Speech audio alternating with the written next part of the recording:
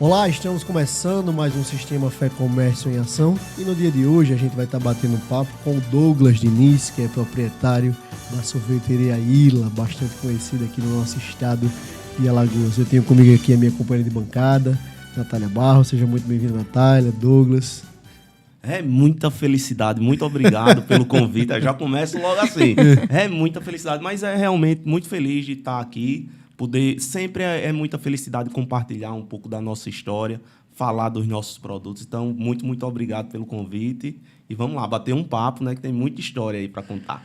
Douglas, quem é amante de sorvete, né, da boa culinária, né, tem um conhecimento geral da sorveteria Ila. Conta um pouquinho para a gente como surgiu, né, esse sonho que se tornou realidade.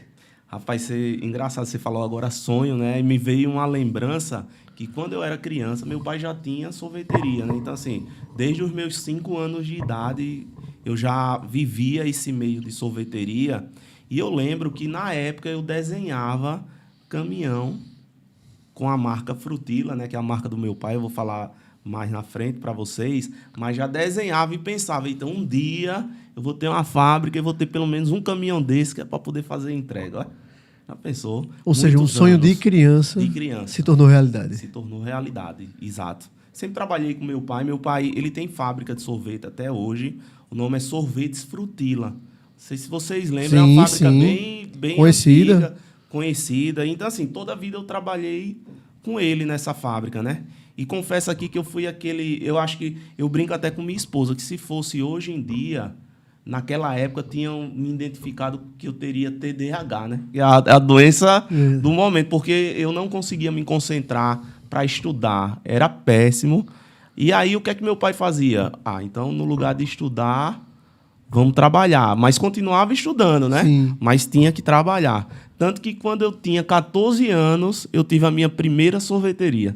14 anos. A primeira experiência empresarial. Primeira experiência. E pense numa experiência, falei com 2 meses. Mas aprendi um bocado de coisa. Foi um aprendizado, sempre, né? Sempre um aprendizado. Ô Douglas, e falando assim, como a gente pode dizer hoje que o aluno superou o mestre, hoje? Sim, não, assim, eu fico muito feliz com isso e sinto que o meu pai também fica muito feliz, porque assim, eu acredito, né, e eu estou fazendo isso hoje em dia com os meus filhos, né, porque o que é que eu penso? Que não tem satisfação maior, felicidade maior do que você ver o seu filho evoluir, desabrochar, crescer, uma coisa que você começou, né, e aí ele ser melhor do que você no aprimorar. Que faz. Aprimorar, exatamente. Então, Frutila e Ila são negócios de família, podemos dizer assim. E até rimou, viu, Natália Barros? Exatamente. E interessante, acho que deve ter, sim, essa referência, né? Que quando a gente comenta, quando a gente fala em Ila, quem é dessa época, da Frutila, né? Da nossa infância, a gente faz essa associação, já liga. Mesmo que não saiba, existe aí alguma memória, até afetiva, quando associa esses dois nomes. E aí, foi proposital isso? Assim, teve essa intenção? Foi proposital, totalmente proposital. E deu tão certo que até hoje, mesmo a gente querendo desvincular, porque são 2 empresas totalmente diferentes, as pessoas sempre ligam, sempre conectam uma coisa com a outra, né? Frutila, vocês terem uma ideia, quando eu tinha 18 anos, eu comecei tudo muito cedo, né? Primeira loja cedo, fui pai cedo, né? Quando eu tinha 20 anos, Luciana, minha esposa, engravidou de Gabriel. E aí, Luciana tinha 17 anos. Eu toda a vida trabalhando com meu pai.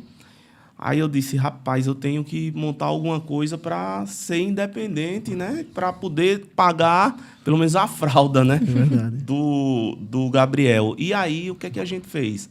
Alugamos uma casa em frente à Fundação Bradesco. Geralmente, quando eu comento, quem mora lá próximo, ou quem estuda, né? Sei, então eu ia tomar muito sorvete lá, né? Você passava lá, né? Eu falo com propriedade, Natália Barros. Não, essa conversa aqui, ela é bem... traz muito essas memórias, né? Porque a gente até antes de começar, antes de ligar aqui as câmeras, a gente falou sobre isso, assim, dessas histórias, dessas memórias da gente, quando era estudante, que passava ali. Então, acho que a maioria, pelo menos da nossa geração, lembra muito do início da Ila, né? Sim, exato. E aí, o que é que acontece? Lá, a Frutila, comecei sendo cliente do meu pai, montei uma sorveteria.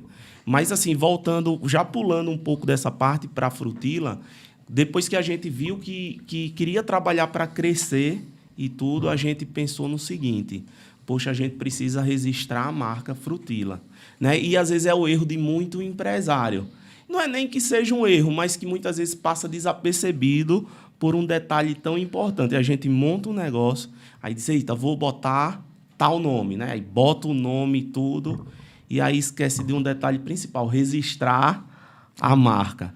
E aquele negócio que ele começa pequeno, depois que ele cresce, vamos dizer, ele vai crescer em patrimônio, em máquinas, em prédios, em tudo, mas o maior patrimônio dele é o nome. É o nome. É o registro, é o registro da marca. Importante dica para quem está nos ouvindo aqui. Dica, né? O Sistema Fé Comércio em Ação, a dica aqui do Douglas Diniz. Registrar a marca. E não é tão complicado, não é... Às vezes a gente pensa que é um bicho de 7 cabeças. Não, é uma coisa simples, principalmente hoje em dia. Mas aí, Frutila não era registrado. Meu pai já tinha mais de 20 anos de empresa e nunca tinha registrado a marca. E aí, quando eu comecei com Luciana, naquele sonho de querer crescer e tudo, fiz uma reunião com meu pai, com minha irmã, também que fazia parte da empresa, vamos registrar a marca.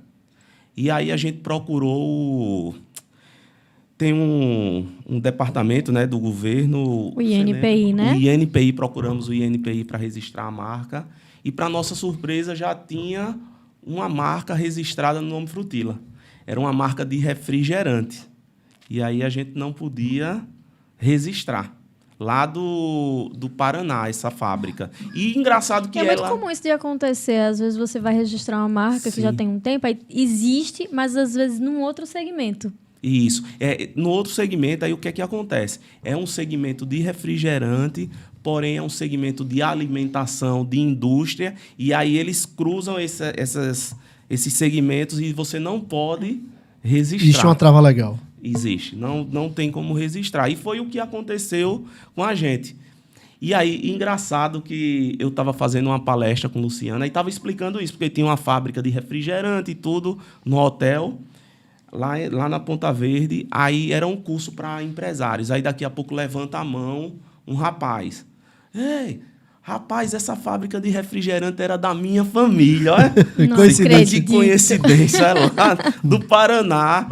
Enfim, mas essa fábrica de refrigerante ela era mais nova do que a do meu pai. A do meu pai era mais antiga, mas como meu pai nunca registrou a marca, ele registrou. E Frutila com 2 L's, né? Porque é morango, na época que ele montou esse nome, é morango em italiano, é Frutila, tal. Aí a gente tinha 2 opções. Ou seguia como estava, bom, ninguém nunca incomodou, pode ser que a gente não incomode, ou então a gente fazia esse dever de casa que eu estou passando para quem... tem uma empresa ou quem está começando, né? Registrar a marca. Como não podia registrar, aí a gente procurou o Sebrae na época, né? Foi um parceiro. Hoje em dia ainda é, mas não tão quanto quando a gente era bem pequenininho ali, estava começando, né? Ele ajudou muito a gente. Porque se não fosse ele, não tinha as consultorias, enfim. Então, assim, a gente procurou uma consultoria do Sebrae e aí foi feita uma pesquisa para colocar outro nome. Era uma decisão difícil. Ou colocar outro nome e registrar e ter que mudar toda uma história da empresa, trabalhar em cima, ou então continuar com Frutila sem estar registrado. E aí veio vários nomes. Gelato, Gelate, muitos nomes, mas nenhum agradou. Nenhum agradou. Nenhum. E aí Luciano dizia, rapaz, isso aqui é como Frutila... É como se a gente tivesse um filho, pronto, o Gabriel, hoje tem 24 anos, é Gabriel, nunca sei a idade de ninguém. 25 anos, aí de repente dizer assim, ó, Gabriel, a partir de agora tu vai chamar Pedro. Entendi. É difícil, né? Uma mudança de nome de uma empresa muito antiga. Aí a pessoa que fez a consultoria, a design, ela disse, ó, eu tenho um nome, Ila, porque Ila lembra o final de Frutila. E aí você não vai ter muita dificuldade em associar seria um uma apelido. Marca a outra. Seria um apelido carinhoso da Frutila. E aí facilitaria essa transição, né, Douglas? Exato. Só que aí, quando a gente viu Ila e Luciana, tudo era estranho. Rapaz, Ila? O que é que Ila quer dizer? Ila é muito estranho. Ila Sorvetes, enfim. Ela disse, vamos fazer o seguinte, deixa primeiro eu preparar o brand, né, a marca, o conceito... E aí vou apresentar para vocês, se vocês gostarem, a gente faz. E aí foi naquela época, quando ela apresentou esse brand da marca, foi que muitos anos depois eu fui entender, e aí eu fui entender muitos anos depois, né, o que ela estava passando naquele dia, o que é que a marca passava, né? Ela estava passando, quando ela fez o desenho da marca e ela explicou o conceito da marca, a marca passava mensagens subliminares, que é uma coisa que hoje em dia muita marca faz, é passar mensagens subliminares. Às vezes você olha, eu estava até fazendo um estudo, né? Tem a logomarca da Amazon, por exemplo. A Amazon tem o nome Amazon. Quais são as mensagens que a Amazon passa? Ela começa com A e termina com Z, ou seja, ela vende produtos de A a Z. Ela tem uma setazinha que começa no A e termina no Z. O que é que aquela seta quer dizer? Que ela entrega de maneira rápida. Sério? E ainda tem um sorriso, porque faz uma boquinha e os 2 olhos, ainda entrega feliz, sorrindo. Poxa, e aí foi isso que eu fui entender o conceito. Então, aí, quando a gente viu a nossa logomarca, que ela foi apresentar a Ila, além de lembrar o final de Frutila, na logomarca Ila, hoje em dia ela está atualizada, né? Ela foi mais simplificada, mas antes ela tinha todo um contorno, né? Então, assim, quando a gente vê a logomarca Ila, ela tem primeiro, aí quando ela explicando essa mensagem, né? Ela tem aqui primeiro um sorriso, que é uma boquinha e os 2 olhos. Né? Bem perceptível. Sim. Bem perceptível. Exato. E ela é também que, na época, quando tinha um contorno, você tira o A e o I, ela fica tipo um coração. Aí diz, essa marca representa felicidade e amor. Aí a Luciana nos encantou. Pronto, é essa mesmo. Vamos... Tudo de melhor da vida. Aprovado. E doce como sorvete. Foi, graças a Deus. E aí veio a combinação de cores e tudo. Apesar da gente sempre fazer estudos e tudo, mas a gente conta também... Se disser que não, eu acredito muito que é num fator sorte que liga as coisas também, o nosso trabalho, e aí encaixou aquela marca. A gente passou 3 anos na época para mudar a marca, porque a intenção era essa, mudar de Frutila para Ila. Então, nos freezers, carro de entrega, o que a gente fazia? Frutila aparecia grande, Ila pequenininho. Aí no segundo ano apareceu igual, no terceiro Frutila... No terceiro, Ila grande, já Frutila, e depois Frutila desaparece e fica Ila. Você falou essa questão agora de fator sorte, claro, conta muito, mas você também enxerga um pouco que esse lado empreendedor, essa visão mesmo empreendedora, tem muito de feeling, tem muitas decisões que se tomam muito baseados assim, no entendimento que, às vezes, tecnicamente nem se explica tanto, mas quem está ali à frente, quem construiu esse negócio do zero, né, que já pegou ali tantas referências, tem isso também nessa parte, essa veia empreendedora? Eu acho assim, que isso é muito, muito importante, principalmente no início do negócio. Né? Tem que ter realmente esse feeling, tem que ter essa visão para ir testando, mas assim, já tendo o feeling realmente. Depois que a empresa vai crescendo, aí o feeling, ele continua, mas ele vai sendo mais discreto e vai sendo substituído por estudos, parte técnica. Mais técnica, tudo. Tanto que assim, teve uma época da empresa, né, que a gente começou com um funcionário na garagem, hoje são 70. Então, assim, é uma mudança grande. Então, de um funcionário até 70, teve uma época que foi até difícil de eu me desprender muito desse feeling. Por quê? Porque se eu continuasse também feeling acelerado, eu já não respeitaria as regras, o que pode, o que não pode. Então, assim, é muito difícil, mas tem total a ver com o feeling. Só que eu acho também o seguinte, que quando a gente fala em feeling, termina limitando muito assim, eita, então eu não tenho feeling para crescer uma empresa, ou eu não posso empreender. Não posso empreender. E muitas vezes eu acho que também não é isso. O que é feeling também, além... É muita força de vontade, é você procurar estudar. Transpiração, né? É uma frase que eu digo muito, que todo empreendedor precisaria entender. Vai outra dica aí para os empreendedores, viu? Que todo empreendedor deveria ter essa frase na ponta da língua ou no cérebro, que eu escutei uma vez e acho fantástico, que dinheiro não é tudo, mas sem ele a gente não faz nada. Por que eu falo muito essa frase? Porque o cara que vai empreender achando que o dinheiro é tudo, que é só pelo dinheiro, na primeira dificuldade ele desiste. Se eu vou fazer isso nada, não tem dinheiro que pague uma noite de sono, né? Então, assim, dinheiro não pode ser tudo. Se você for só pelo dinheiro, já nem comece a empreender. Mas também não pode ir pelo outro lado romântico que se pregam muito. Porque tem que amar o que faz, porque vai dar certo, se você gosta. Não, tem que ter um equilíbrio dos dois. Você tem que trabalhar tanto pelo dinheiro, mas tem que trabalhar também persistindo. Então, ter esse equilíbrio aí, quem está empreendendo. Douglas, e da mudança ali próximo à Fundação Bradesco, daquela região ali para as outras lojas, para a ampliação das lojas, como foi esse processo? Como foi que se deu? Totalmente no feeling. Conta pra gente. O que acontece? Aí eu peguei e montei lá na garagem de casa 2 freezers, né? Na época, eu ficava no balcão.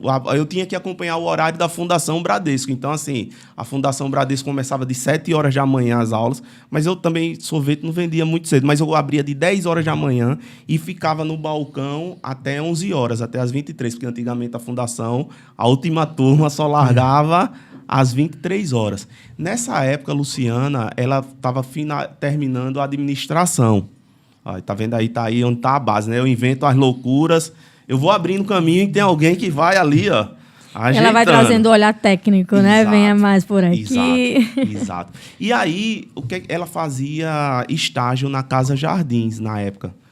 E aí a gente estava lá, qual era o nosso plano inicial? Eu estou com um negócio aqui, consigo pagar o aluguel, fazer a feira, o dinheiro que Luciana recebe como estagiária complementa a renda, daqui a pouco ela vai ser promovida, vai ganhar mais e vamos tocar a vida, né? Só que eu disse, rapaz, eu estou trabalhando aqui, mas quando eu estava lá na sorveteria, tem isso também. A gente está aqui trabalhando, mas a mente precisa estar sempre lá na frente, né? Então, assim, a minha mente sempre estava, como hoje em dia, eu estou aqui trabalhando, tenho a Ilha, mas a minha mente já está lá na frente, com a Ilha maior, com outros projetos. Só que, para isso, a gente precisa... Aí eu descobri que tinha que ser um vendedor antes de tudo. Por quê? Porque não é só vender o produto, a gente precisa primeiro vender a nossa ideia, né? E para quem a gente vender a nossa ideia? Para a nossa esposa, em primeiro lugar. Porque se a esposa não compra, não tem negócio que vá para frente. Então, para a nossa esposa, para a nossa família, para os nossos colaboradores. E aí, Luciana estava para receber essa promoção. Disse, rapaz, como é que eu faço para Luciana deixar o emprego e vir para cá trabalhar aqui no balcão comigo? E olha o risco, né? Porque naquela época um salário desse ia fazer total diferença. Aí teve um dia e disse, olha, Luciana, a gente precisa conversar. A gente tem 2 opções, 2 caminhos para tomar. Um caminho é o seguinte, que a gente pode se estabilizar, eu aqui com essa sorveteria e tudo, e você tendo um emprego se tornar até gerente, né? De uma empresa grande, vai ter um salário legal e tudo, esse é o caminho. Mas eu estou aqui na cabeça que daqui a uns 3 anos, se você vier trabalhar comigo, a gente aqui, a gente vai ter 10 lojas, um carro e um gerente. Eu não pensava em mais nada, era 10 lojas, um carro e um gerente, né? Aí, se fosse o Douglas hoje em dia, vendo aquele Douglas de 20 anos, ia dizer, ô, inocente, rapaz. 10 lojas, um carro e um gerente. E ela comprou essa ideia. Comprou essa ideia. E aí a gente foi trabalhar. E com 3 anos depois, a gente estava com 10 lojas, um carro e um gerente. Agora, como foi que a gente fez isso? Eu era cliente do meu pai tinha fábrica e eu comprava dele para revender, ainda com o nome Frutila.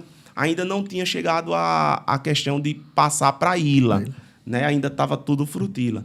Eu saí montando loja, aí tinha na Serraria, aquela primeira, montei a segunda no Zé Tenório, aí montei a terceira, aí tinha Benedito 1, Benedito 2, Clima Bom, Graciliano Ramos, Pinheiro.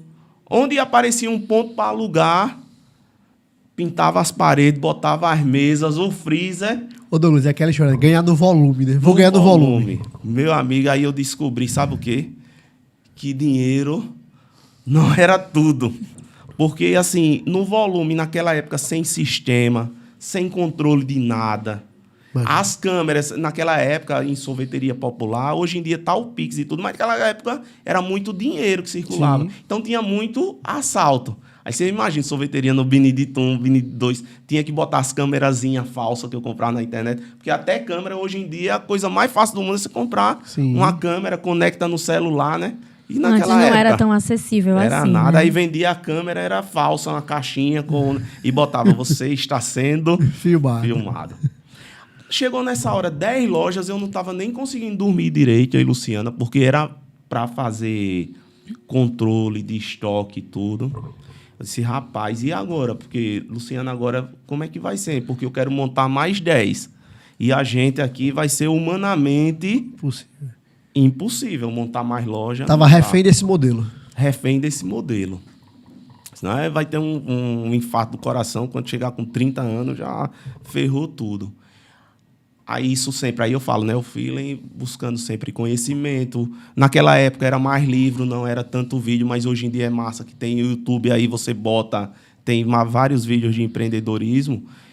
E aí eu disse, um cara falando, tem uma coisa que vale mais do que dinheiro. E eu sei entender o que é que pode valer mais do que dinheiro, né? Assim, fisicamente. O tempo. Por quê? Porque todos nós... a gente tem 24 horas, independente do que a gente faça, né? E dessas 24 horas, a gente tira 8 horas para dormir, alimentação e tudo. Então, assim, por mais que você queira, o máximo humanamente que você vai conseguir produzir é o quê? 10, 12, 15 horas, se quiser pegar uma doença ou se não quiser, né? Então, assim, chega uma hora que a gente chega no limite. Mas se você conseguir multiplicar o seu tempo...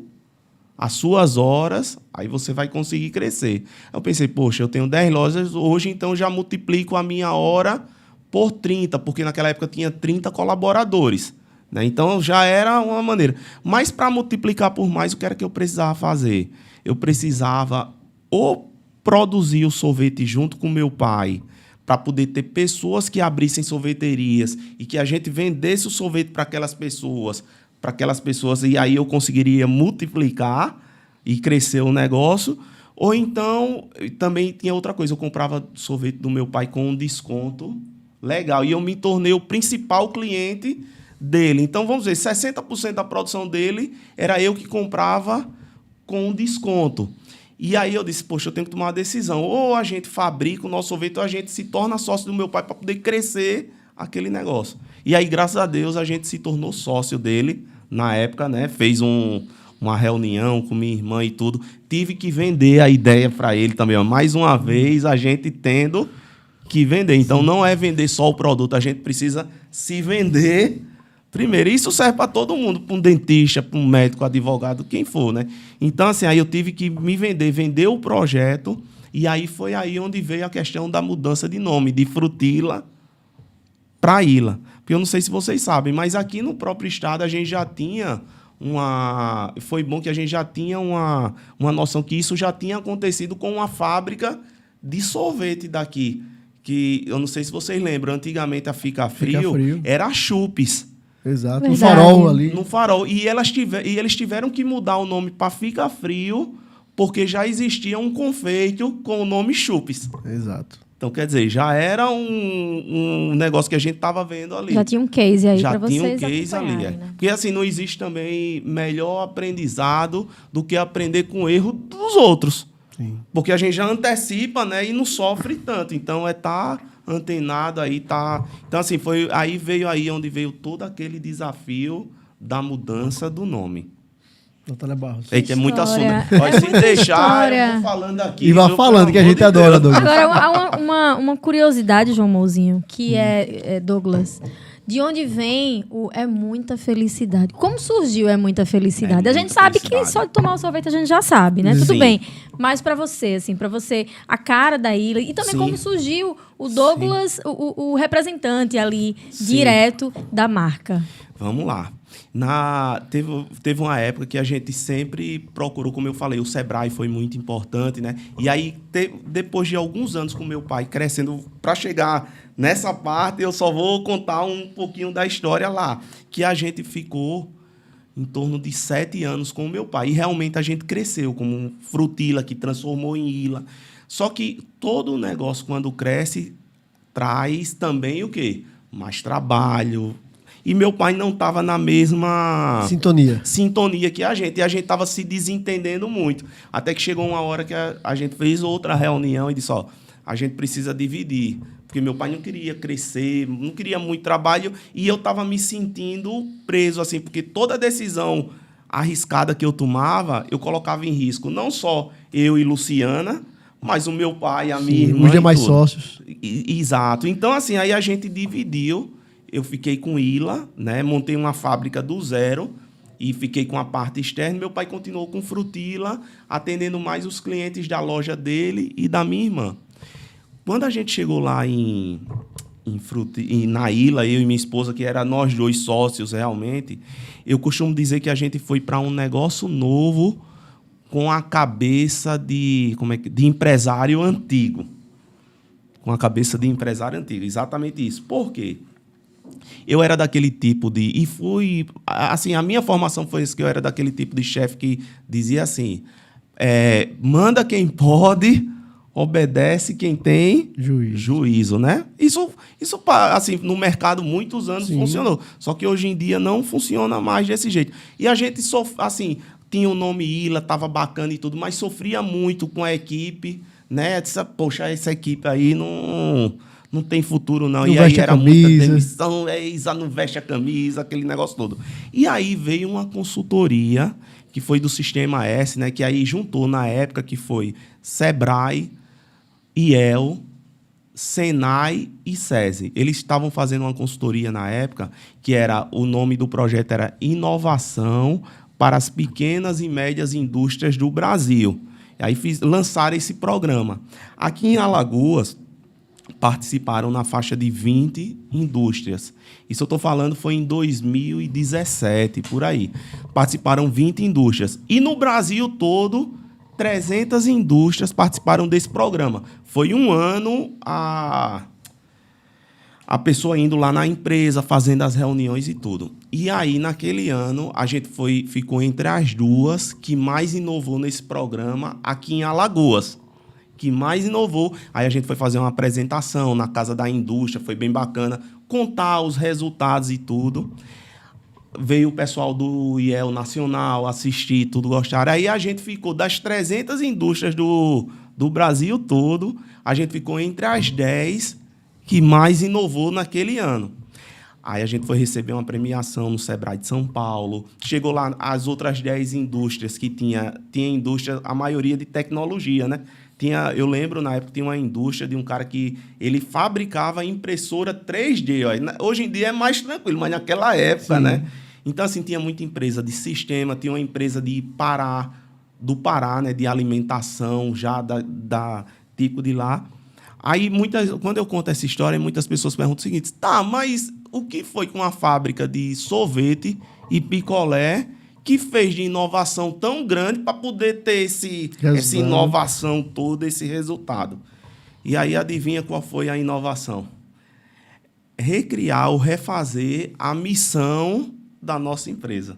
Né? Porque aí toda empresa tem o quê? Detalhe, né? Missão, visão e valores, não é isso? Quando a gente vai numa empresa, geralmente a gente vê lá um quadro.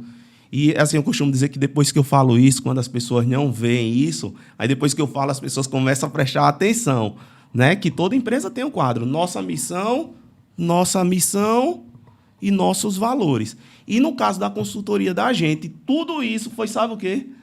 Só porque mudou a missão da empresa.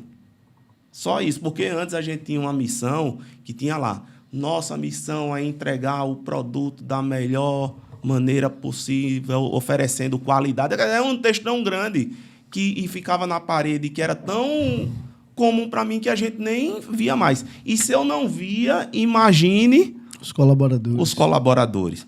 Aí, qual foi a nossa missão? A gente chegou, depois de muito estudo, a gente chegou na missão que é fabricar felicidade. Só isso, a missão.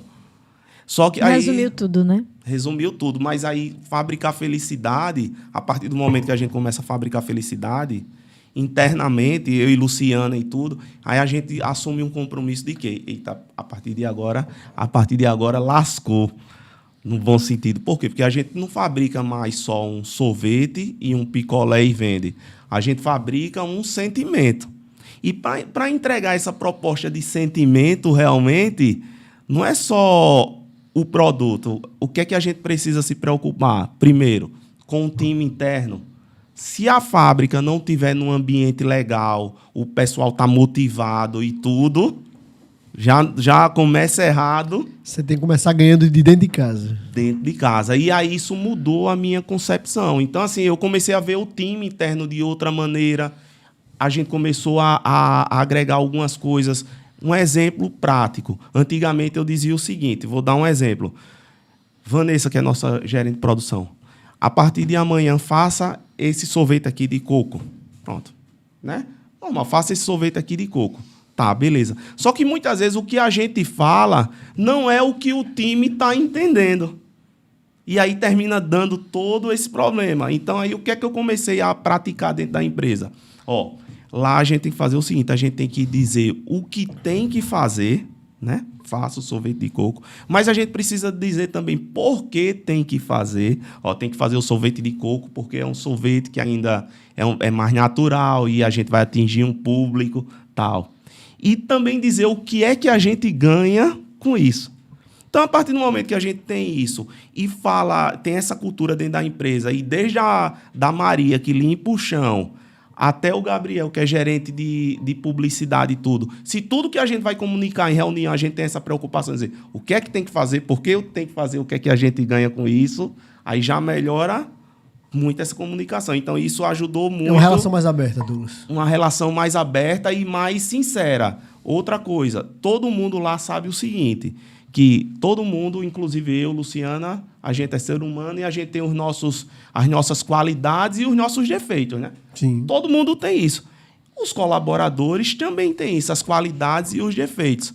Então, vamos dizer, se os defeitos estão maiores que as qualidades, já não dá mais para continuar na empresa. Eles mesmos sabem disso. Se os donos, os defeitos estão maiores do que a qualidade, a empresa vai falir. Né? É simples assim.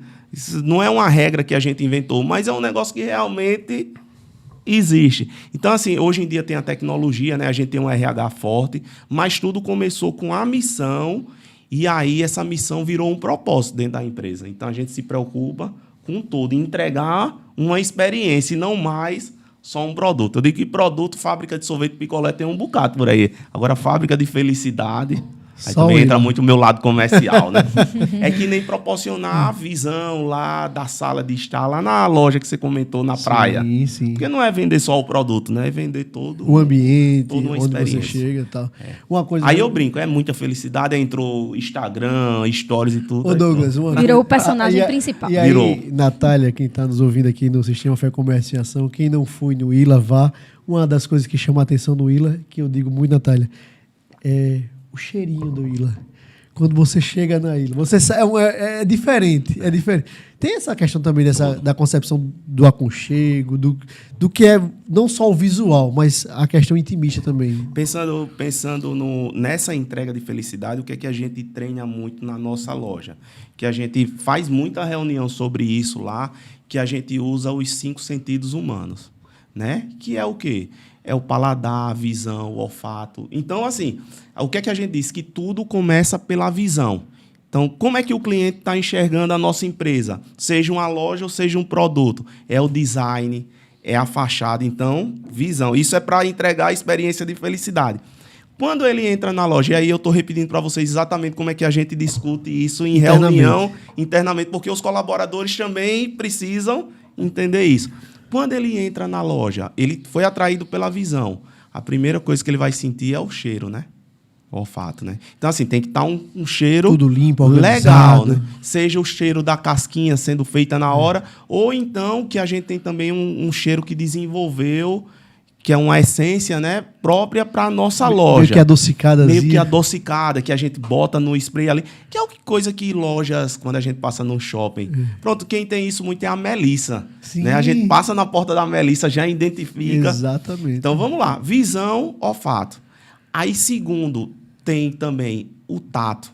Né? Já pensou, a gente senta numa mesa de sorvete e que pode acontecer, porque é normal, mas a gente trabalha para que isso não aconteça. Mas você senta, a mesa tá suja de sorvete. Você pegou ali, já teve aquela sensação. Mas, do contrário, também tá limpinha, né? E aí vem a questão do tato. Depois vem a questão da audição. Da audição. Aí, na audição, o que é que acontece? Antigamente, as minhas lojas, a pessoa entrava, tinha o quê? Só o barulho dos freezers. E se vocês pararem para prestar atenção, o barulho de um freezer assim, zoom, incomoda chato, um pouco, né? Incomoda. Então, assim, poxa, então tem que ter esse sentimento também da audição. A gente tem uma rádio própria. E aí que toca só um estilo de música. Aí não toca forró, nem toca... Tem um jazz, tem um blues.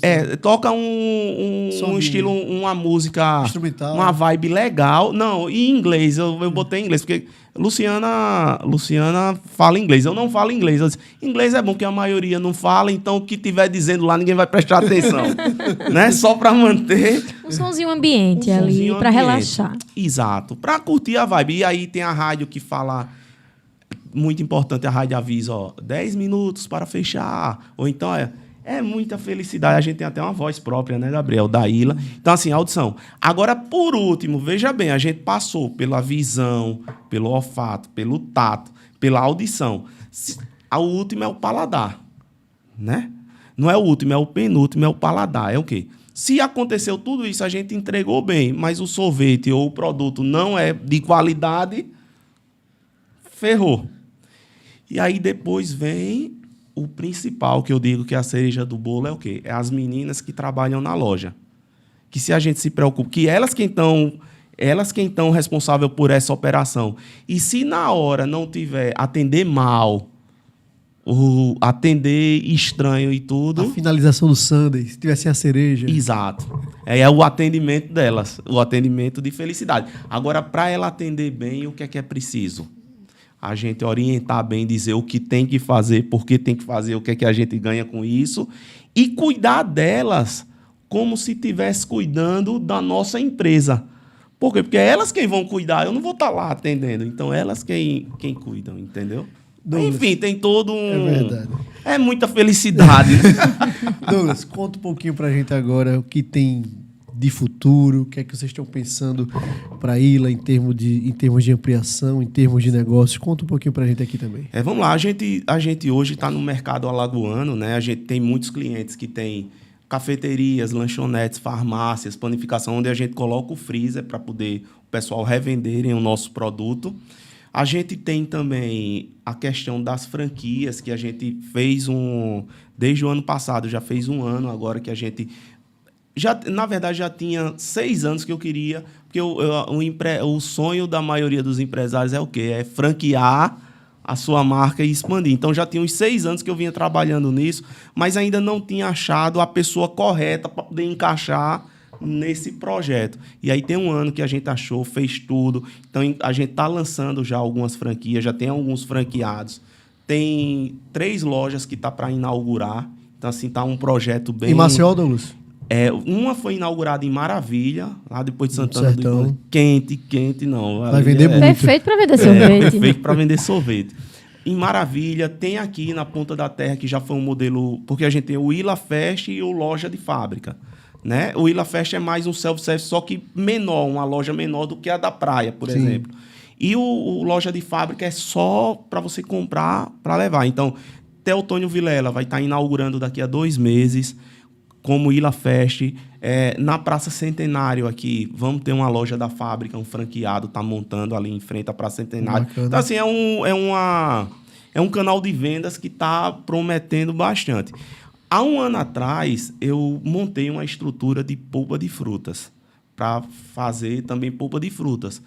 Por quê? Porque eu via que o processo é o seguinte, a gente já tinha a linha de distribuição, os caminhões de entrega é o mesmo, os clientes que vendem sorvete vendem polpa e que muitas vezes a gente perdia uma parceria no mercado porque o cliente preferia ficar com outra marca que tivesse o sorvete e a polpa do que ficar só com o sorvete. Agregou negócio. Agregar negócio. Só que aí veio algumas vezes quando eu digo o seguinte, ó, eu tenho que respeitar mais o feeling, né? E aí obedecer mais as regras. O que é que acontece? Nessa questão da polpa, foi no ano passado, eu fui totalmente pelo feeling. Vamos montar uma fábrica de polpa. Aí me precipitei. Como? Montei a estrutura, câmara fria, comprei as máquinas, falei com o Gabriel, a gente fez todo um estudo de embalagem. Ficou linda as embalagens, né, Gabi? Cada sabor da polpa é um personagem diferente. Eu disse, pronto, agora vamos procurar o fornecedor e vamos trabalhar. Eu já trabalho com sorvete e para mim é tranquilo, né? Chegou uma pessoa e disse, Douglas, não é assim não. Primeiro você tem que ter... É diferente do sorvete, porque o sorvete, você tem a empresa, né, indústria e comércio, que eu trabalho na parte do comércio e da indústria, tem os alvarás da vigilância sanitária, tudinho. Para fabricar polpa, você precisa da Anvisa, do mapa. Eu disse, eita, eu não tinha pensado nesse simples e pequeno selo, né? detalhe. Já tem 1 ano, vai fazer agora, e eu estou com essa fábrica parada, porque tem todo um processo no mapa. Mas aí tudo é aquilo. Também quem é empresário tem que tirar, tem que aproveitar, né? Tudo tem que aproveitar. O que é que aconteceu? Aí eu fiquei com essa fábrica de polpas parada. E logo em junho do ano passado eu contratei um vendedor para poder vender essas polpas quando eu entrasse, que era um cara que tinha experiência em supermercados e tudo, né? E aí, cadê? Nada da licença sair. Aí foi até então que eu disse, olha, Eduardo, vamos fazer o seguinte, a gente conversando, já que não está tendo a licença ainda para polpa de frutas, vamos trabalhar forte com os potes dentro dos supermercados, né? Que a gente não trabalhava ainda com potes dentro de supermercado. E aí a gente começou esse trabalho. E aí, graças a Deus, hoje a gente atende em torno de 30 lojas de supermercados. E eu não sabia, assim, a força que o setor de supermercado tem. Porque quem está de fora, o que é que pensa? Eita, o forte é Mix Mateus, né? Açaí. Mas, assim, as redes locais aqui, existem várias redes. E redes, assim, muito, muito fortes. Potencial grande. Tanto no interior como na capital. Então, assim, hoje em dia a gente atende em torno de 18 redes e 30 lojas no Sertão, em Maceió. Então, é uma linha também que está crescendo muito. E aí vem a questão da inovação também. Por quê? Porque a gente percebeu o seguinte, no supermercado, quando a gente vai fazer a feira, o que é que vende lá, na maioria? São potes, né? Que o pessoal compra para levar para casa. Só que nas minhas lojas de fábrica, eu via que os clientes eles gostavam muito de comprar picolé para levar para casa, além do pote. Inclusive, se brincar, vende mais picolé do que pote, que é para ter lá. E a gente tentava colocar no supermercado, mas o supermercado dizia, não. Por quê?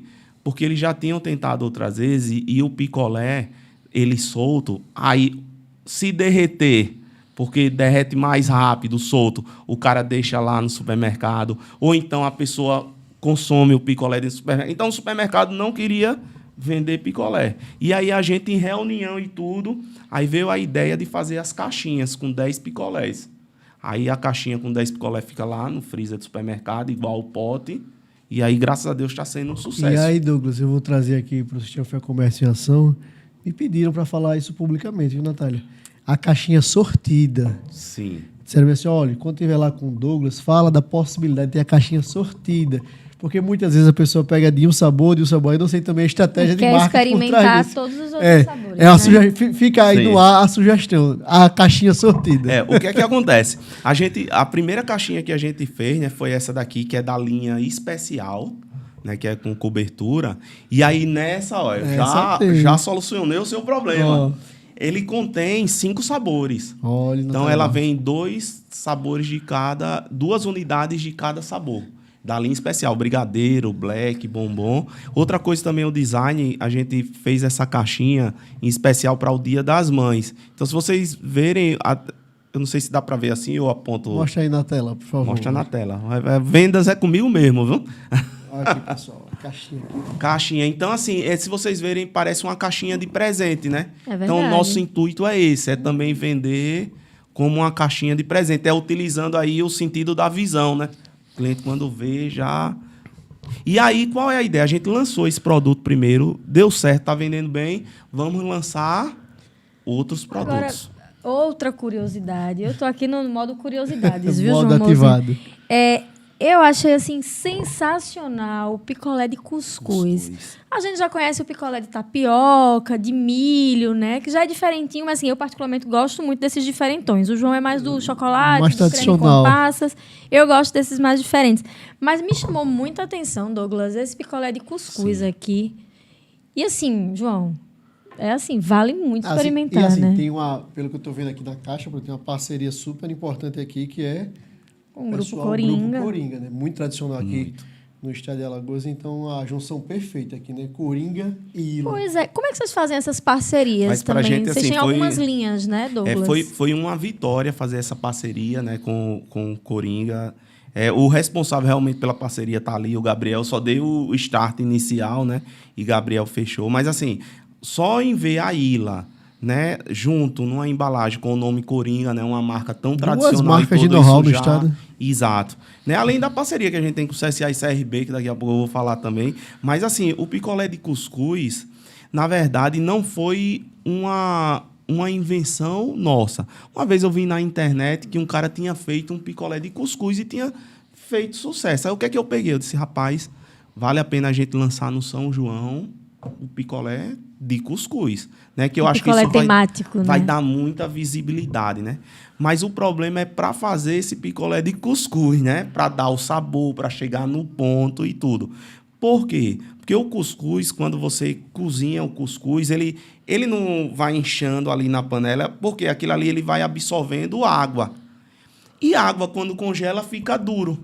Então, era um dos desafios, era não deixar. Então, a gente teve que preparar toda uma estratégia, vários testes, as pessoas provando lá, até chegar no picolé de cuscuz perfeito. O top. Ele é um sabor de milho verde, né, ao leite, com flocos de cuscuz nele todo. Então, você vai consumindo o picolé e vai mastigando o cuscuz. Então, assim, agora não tem mais desculpa, né? Picolé pode substituir tranquilamente uma refeição. Os nutricionistas que não me escutem.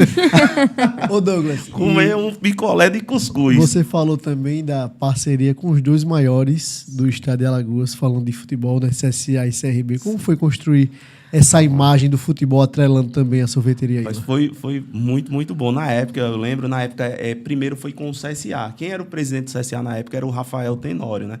E o Rafael Tenório, ele tem a distribuidora da RT, que é da Nestlé. E a gente compra muitos produtos da Nestlé para botar na nossa linha. Então, aí, tá vendo? Preocupado com a felicidade, a gente usa muito Nestlé. E a gente já tinha feito uma parceria de um lançamento de um produto só com o produto Nestlé, que era o picolé ou Mycroc, que inclusive tem até hoje, só que com outra embalagem. Aí apareceu a oportunidade, o nosso vendedor externo, que já tinha trabalhado na Nestlé, disse, olha, Douglas, vamos fazer uma reunião com o pessoal do CSA, com o marketing do CSA, para ver se sai algum produto. Ele deu essa ideia. Aí a gente foi lá fazer a reunião com o pessoal de marketing do CSA. Chegou lá e disse, dá para fazer um picolé, agora tem que ser um picolé bom, diferente, né, e tudo. Aí eu fiz uns testes. Aí o primeiro teste que a gente fez foi o picolé branco, com sabor de leite, e a capinha de chocolate azul. Aí, quando eles provaram que viram o gosto, gostaram, disse, rapaz, tá aprovado, vamos fazer a embalagem. A gente fez uma embalagem, tudinho. Aí, fez um lançamento do picolé no dia do jogo. Naquela época, o CSA tava bem que só, né? Hoje em dia tá bom também, mas naquela época tava melhor. E a gente começou com o pé direito, porque foi um jogo do Campeonato Brasileiro e o CSA, no dia, ganhou de 4-0 aqui no Rei Pelé. E a gente tinha colocado faixa, tudo. A única coisa que eu fiquei assim foi porque a gente mandou fazer uma blusa enorme para vestir o hilo de CSA, mas a torcida não deixou, porque o boneco era rosa. Já pensou? Aí, nisso, a gente fez essa parceria com o CSA, deu super certo, tudo. Aí, o pessoal do CRB... Deu uma invejinha pro pessoal do CRB. Procurou, né, a gente para poder fazer também a parceria, porque viu a movimentação. Aí eu fui para uma reunião com o marketing do CRB, né? Era o Thales até na época. Aí chegou lá e a gente disse... Aí o Thales disse, Douglas, a gente quer o picolé do CRB, agora a gente tem uma condição, que a embalagem precisa ser mais bonita e o picolé mais gostoso. Eu disse, pronto, agora olha o desafio. Olha o desafio, né? Aí eu disse, não, vamos fazer os testes e tudo. Aí ele, só mais uma questão. Tu sabe que futebol é uma rivalidade da pega, né? Só entre a gente aqui, você torce pro CSA ou pro CRB? Só pra gente entender aqui a parceria. Aí na hora ia o CSA, ia pros jogos do CSA e tudo, aí eu pensei na hora, eu não vou começar um negócio errado. Só, Thales, é o seguinte, eu sou CSA, mas a minha esposa, que é a minha sócia, é quem manda lá na empresa, é CRB doente. Ela nem assiste futebol. Quando eu cheguei na fábrica... É vendedor. Quando eu cheguei na fábrica, olha, Luciano, a partir de hoje, tu é regatiano, tu é CRB. Aí, resultado, para o picolé ficar melhor do que o do CSA, a gente fez ele branco, com sabor ao leite, a cobertura de chocolate na cor vermelha, só que aí o chocolate com saborzinho de morango no final. E a embalagem do CSA é uma embalagem com material fosco, um azul mais fosco. Já do CRB não, aquele brilho. Hoje, o que é que acontece? O picolé do CRB vende mais do que o do CSA. Acho porque tá na Série B, né? É isso também, né, João? Não. Depois eu vim descobrir. Sabe o que é? Porque esse picolé que a gente lançou foi da linha especial. Então, ele tem um ticket médio maior. E a gente percebeu que a torcida do CRB... tem esse poder aquisitivo, tem estudos. Consome mais esse picolé. Talvez se fosse um mais popular, o do CSA vendesse mais. E o pior que eu terminei dizendo isso, o pessoal sempre me pergunta quem é que vende mais. Eu nunca digo o placar. Então foi bom. Foi bom essa revelação. Mas vai ter a campanha. Muitas revelações nessa conversa, viu? Douglas Diniz, proprietário da sorveteria Ilha, quero agradecer demais a sua presença aqui no Sistema Fé Comércio em Ação. Iniciando nessa rodada de conversas com empresários, com cases de sucesso aqui do nosso estado de Alagoas. Quero fazer um convite público para que o senhor esteja aqui numa parte 2, parte 3, parte 4. Eu sei que é muita história. Quero agradecer a minha companheira de bancada, Natália Barros, e quero deixar um espaço para suas considerações finais. Eu queria, assim, antes de agradecer aqui mais uma vez pela oportunidade, só falar rapidinho do nosso Ilha Business. Sim, novidade também. É uma inovação, né? A gente vai estar fazendo a segunda edição esse ano. A gente fez a edição no ano passado. O que é que a gente pensou no Ilha Business? É um evento voltado para negócio. Então, assim, várias palestras. No ano passado, a gente teve palestra sobre carga tributária. A gente teve palestra sobre o iFood, que é uma dor de muitos empresários, né? Porque o iFood dizem que é um sócio que leva praticamente o dinheiro todo. Então, assim, teve sobre economia. E qual foi o intuito? Qual é o intuito? A gente traz muitos clientes, donos de negócios, do interior daqui de Alagoas para passar uma manhã toda com a gente lá assistindo as palestras e tudo. Então, assim, foi massa. Foi lá no Marcel Marotel, a primeira edição. E a segunda edição vai estar acontecendo agora em julho, que é no Hotel Jatiuca. Mês 7. Mês 7, para 300 pessoas. E aí a gente vai trazer alguns palestrantes. Aí vai ser no sábado, né? Vai ser de manhã e termina à tarde com muito, muito conteúdo. Então vamos fazer o convite público, né? Para o Douglas estar vindo aqui antes do dia 7, trazendo mais novidades sobre o evento, o nome dos palestrantes, fazer esse convite público para a sociedade maceiense, alagoana, os empresários, né, querem adquirir conhecimento, tem mais know-how nos seus negócios. Importante, né? Importante iniciativa da Ilha. Sim, com certeza. Douglas, o espaço para suas considerações finais. Valeu, muito, muito obrigado. Foi assim, na hora que eu cheguei aqui, antes de começar o podcast, eu já disse, é muita felicidade, né? E agora, no final do podcast, eu digo que é mais felicidade ainda, porque é sempre muito bom. E quando o papo flui assim, quando é legal, aí é melhor ainda. E convido a vocês, né? Vocês já são clientes, quiserem ir lá na fábrica, fazer uma visita. A gente sempre recebe visita para as pessoas entenderem como é feito o processo do sorvete. Então, assim, tudo muito aberto, a nossa produção, o vidro. E vocês estão convidados e muito, muito obrigado por estar aqui. A gente que agradece. Obrigado, Douglas Diniz. Obrigado, Natália Barros. E até o próximo Sistema Fé Comércio em Ação. Tchau, tchau.